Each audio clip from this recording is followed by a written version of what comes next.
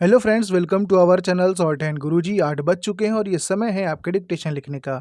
आज का dictation R64 PDF code के नाम से है, जिसकी पीडीएफ आपको हमारे टेलीग्राम के ग्रुप में मिलेगी और डिक्टेशन की रीडिंग भी टेलीग्राम के ग्रुप में ही होती है। हमारे ग्रुप का लिंक डिस्क्रिप्शन में दिया हुआ है, आप क्लिक करके ज्वाइन हो सकते हैं। अगर लिंक पे क्लिक करने के बाद आप ज्वाइन नहीं हो पाते हैं तो डायरेक्ट टेलीग्राम पर सर्च भी कर सकते हैं, शॉर्ट हैंड गुरुजी फैमिली। तो आप सभी लोग रेडी हो जाइए। और आप लोग वीडियो पे लाइक और कमेंट नहीं कर रहे हैं तो थोड़ा इसका भी ध्यान दीजिए, लाइक और कमेंट भी करिए। कम से कम जो लोग रेगुलर हैं, जो डिक्टेशन लिखते हैं, जिनको डिक्टेशन पसंद आता है, वो जरूर लाइक किया करें और कमेंट करके बताया जरूर करिए कि आपका डिक्टेशन कैसा हुआ है।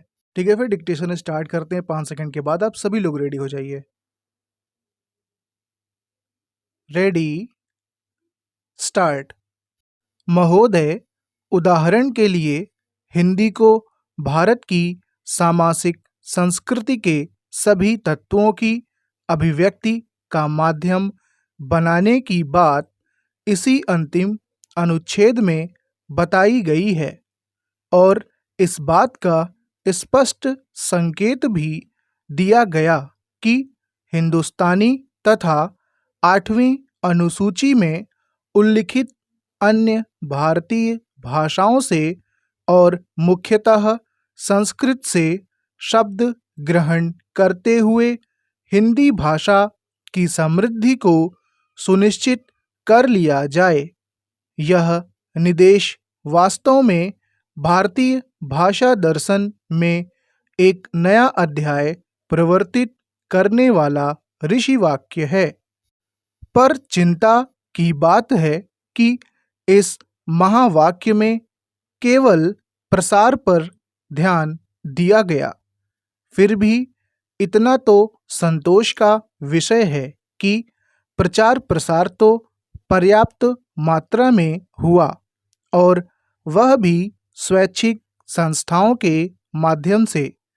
आज हिंदी के लिए देश में जो अनुकूल वातावरण है, वह हिंदी साहित्य सम्मेलन, दक्षिण भारत हिंदी प्रचार सभा, राष्ट्रभाषा प्रचार समिति, वर्धा, हैदराबाद हिंदी प्रचार सभा जैसी संस्थाओं की साधना का ही फल है।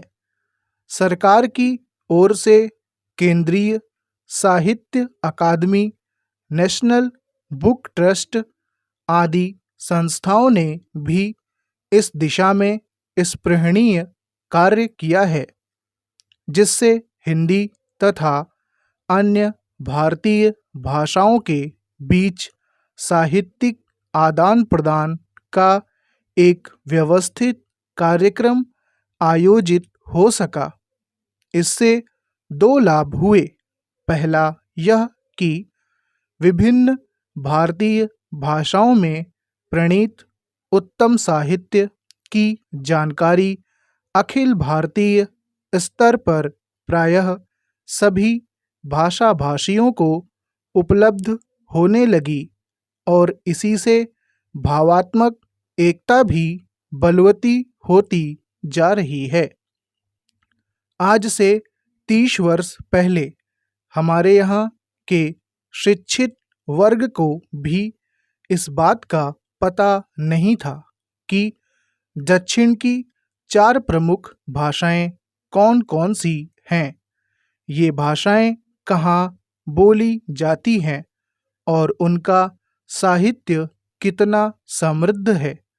उत्तर भारत में रहने वाले किसी भी तेलुगु भाषी, कन्नड़ भाषी या तमिल भाषी को बिना किसी मतभेद के केवल मद्रासी कहा जाता था। अब पर्याप्त परिवर्तन हुआ है, पर वास्तविक परिवर्तन संविधान के परिकल्पित सामासिक संस्कृति के विकसित होने पर भी संभव है। सामासिक संस्कृति बहुत ही सारगर्भित है, क्योंकि इसी में भारत की भारतीयता की पहचान है। सांस्कृतिक दृष्टि से भारत एक भी अनेक भी। भाषाएं अनेक हैं, पर सबका साहित्य लगभग एक जैसा है। पर्व त्योहार कुछ समान हैं और कुछ भिन्न हैं, पर भावना सबके पीछे एक है। देवी देवता अनेक हैं, पर देवी भावना एक है। सामाजिक रीति रिवाज, शादी ब्याह के तौर तरीके अलग दिखने पर भी मूल भावना एक है। खान पान प्रत्येक प्रांत का अपना अलग अस्तित्व रखता है, पर प्रत्येक को हर दूसरे के यहाँ के पकवान, मिठाइयाँ अच्छी लगती हैं। आजकल यह सामाजिक प्रवृत्ति और अधिक व्यापक होने लगी है। यह तो अनेकता में एकता है और एकता में अनेकता है। वहीं वास्तव में हमारी सामासिक संस्कृति की सच्ची पहचान है।